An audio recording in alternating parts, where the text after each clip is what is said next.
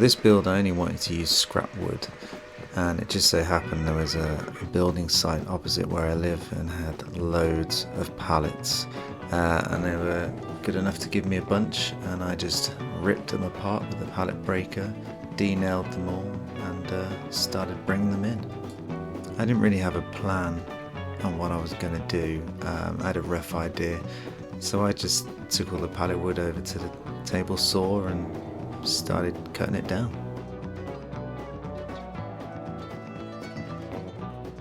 Once I had finished cutting down what I thought I might need, I then took them over to my thicknesser, and I just whacked them all through there just to take off any raised bits of wood. Once my planks had been through the thicknesser, I just took them over to my chop saw and just started neatening everything up.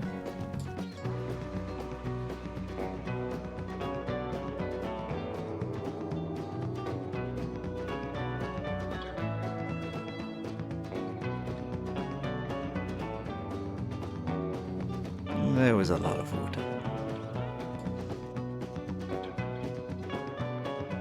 Once I'd neatened everything up as best as I could, I set everything into piles. There's two different sizes there. I originally had plans for a much bigger table than what I ended up with. Then I just started gluing all the boards together. Because of the size of everything, I opted to glue it into 3 separate blocks and clamp those together. And then once they had dried, I would then clamp the 3 blocks together to make one large slab.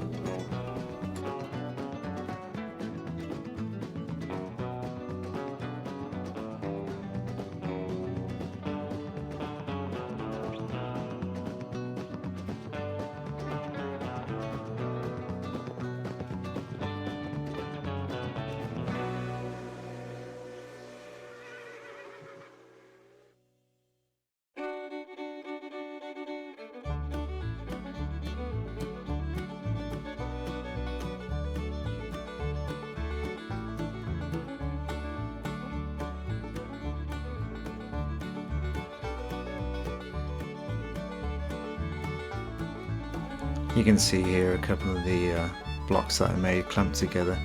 I don't have the best clamps in the world, and I don't have that many, so I just kind of made do with what I had.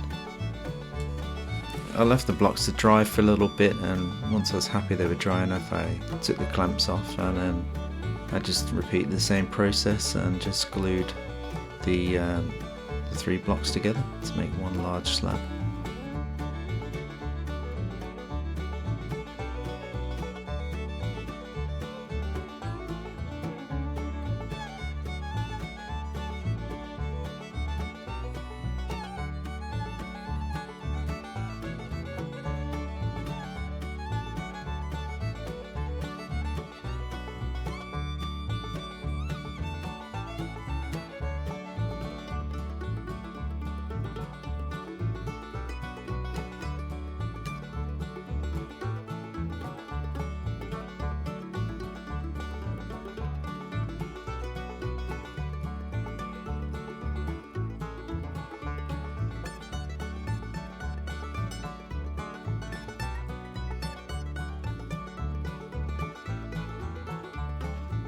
Next day,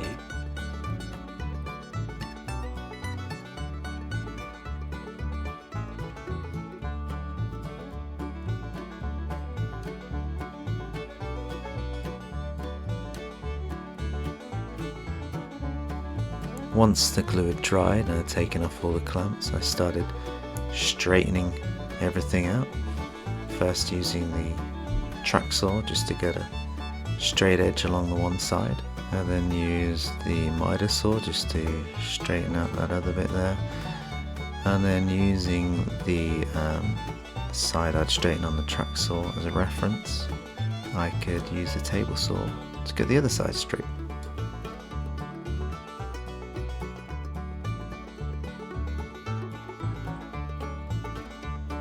I then stuck everything back through the thicknesser just to plane everything out and get it all nice and straight. For the legs, I had another piece of scrap wood. I think it was an old piece of 2x2 or 2x1 that I had previously cut down to a thinner size. And I just set up a little stop block on my miter saw and just cut 4 lengths all exactly the same. And then I added a 45-degree cut on each end so I could make a sort of cross style farmhouse leg, I guess. Is that what you call it? I don't know. I'm just marking out the middle of each one and then the thickness of each piece. And the plan was then to create some half lap joints just using the trenching feature on my miter saw just to take the middle out. Unfortunately, I forgot to film that bit. Oops. But you can see this is what it looks like after, and I just use a chisel there just to take off any little bits, and that's kind of how it comes out. A big X.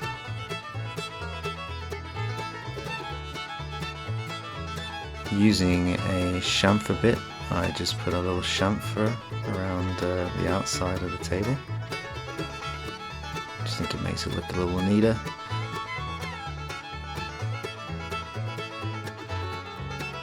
And then just started sanding everything down.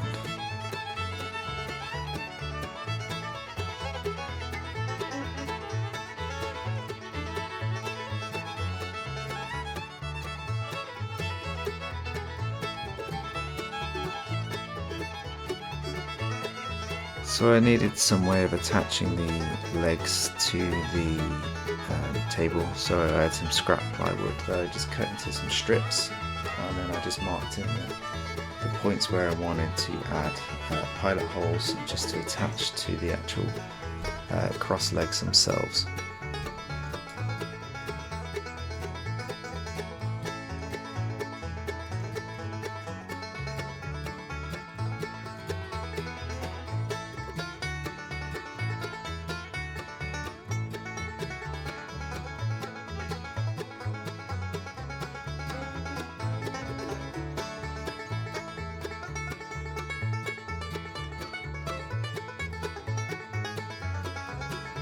And I just screwed them in place.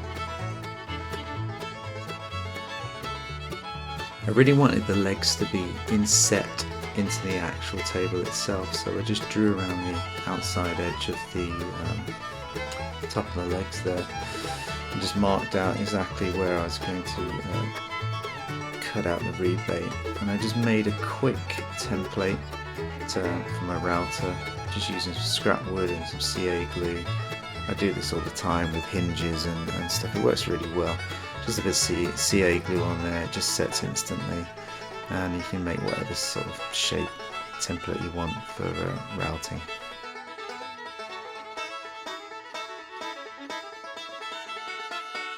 And then stuck the template down with a bit of double-sided tape in the spot that I needed. And this works really well just as a temporary fix, just to use with routing.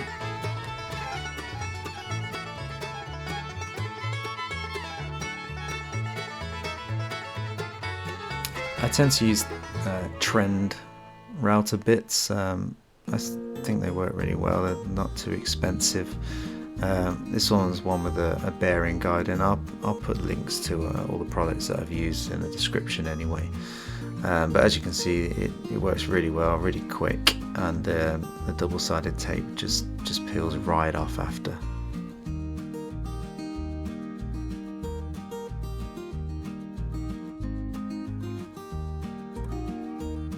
Because I'd sanded off most of the, I think you call it patina. Anyway, I like the way it looks when it's quite rough looking, so I thought it was quite light, so I used a bit of wood dye, just watered down, just to darken it a bit. And then I just went on and I masked off various just little parts of the table, and I just stained them down with some undiluted wood stain, just to darken and bring that that kind of industrial rough rustic look back that I'd removed from all the sanding and planing.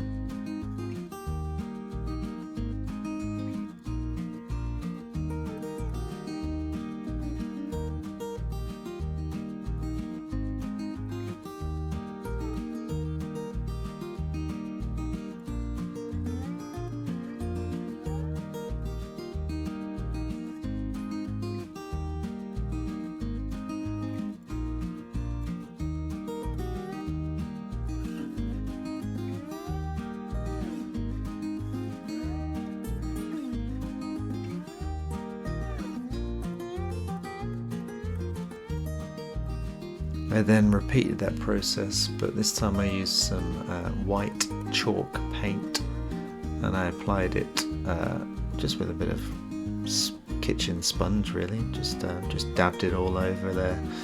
And then once I'd done that, I then remasked off some other areas and did exactly the same again, but this time using some grey paint.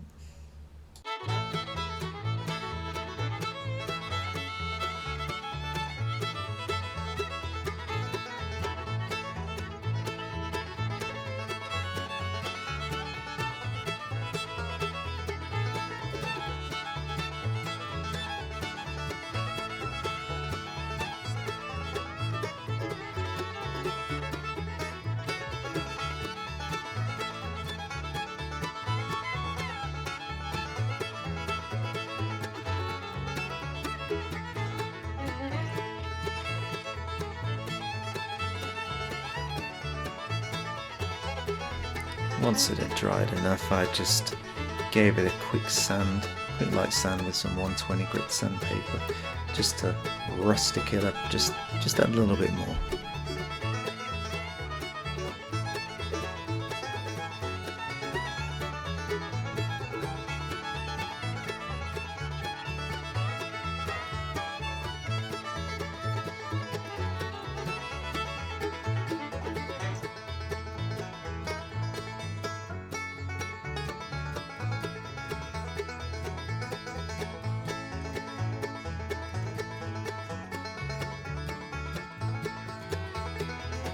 To finish, I just added some matte Osmo Polyex oil, and I just whacked it on with a spreader, and then I used like a rough pad just to get it all in the nooks and crannies and just really get it in there.